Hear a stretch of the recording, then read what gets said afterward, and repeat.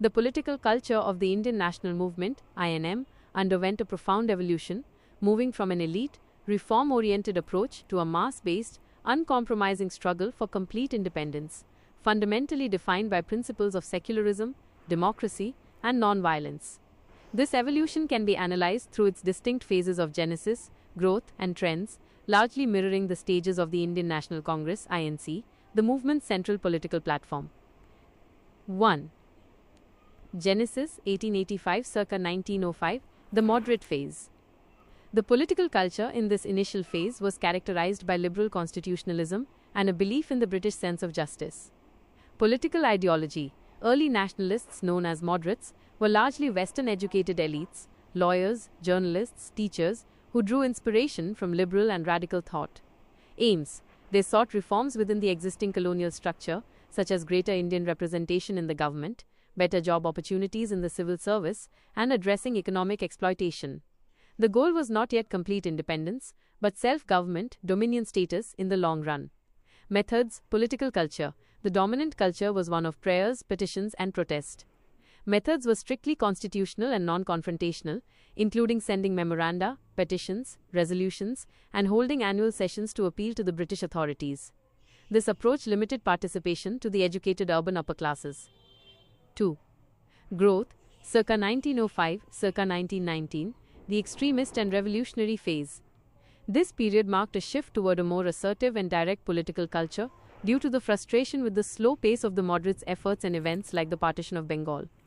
Political ideology. The extremists, or militant nationalists, rejected the moderates' reliance on the British and demanded Swaraj, self-rule, as a birthright.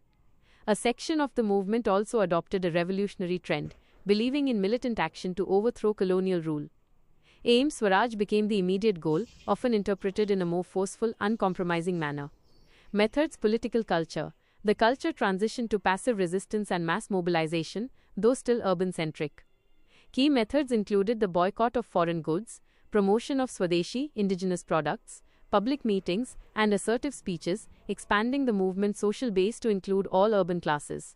It reflected a growing sense of self-reliance and national pride. 3.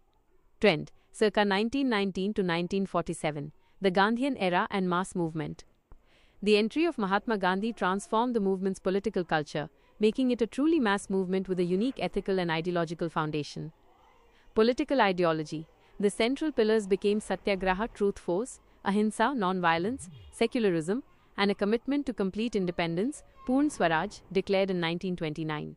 It also deeply integrated socio-economic issues like the abolition of untouchability, women's upliftment, and self-sufficiency, Khadi village industries. Aims. The ultimate goal was complete independence from British rule and the establishment of a democratic, republican, and secular political order in free India. Methods. Political culture.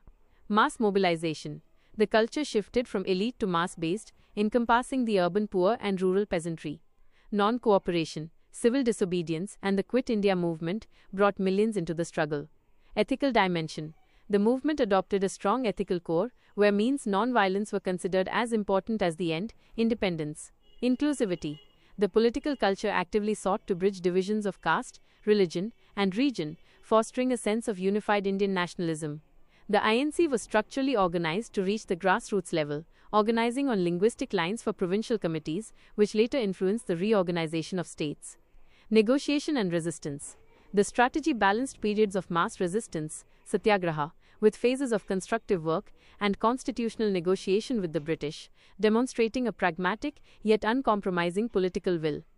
In essence, the trend of the political culture was the democratization of politics, the adoption of non-violence as the primary weapon, and the institutionalization of secularism and constitutional governance as the core values of the future Indian state.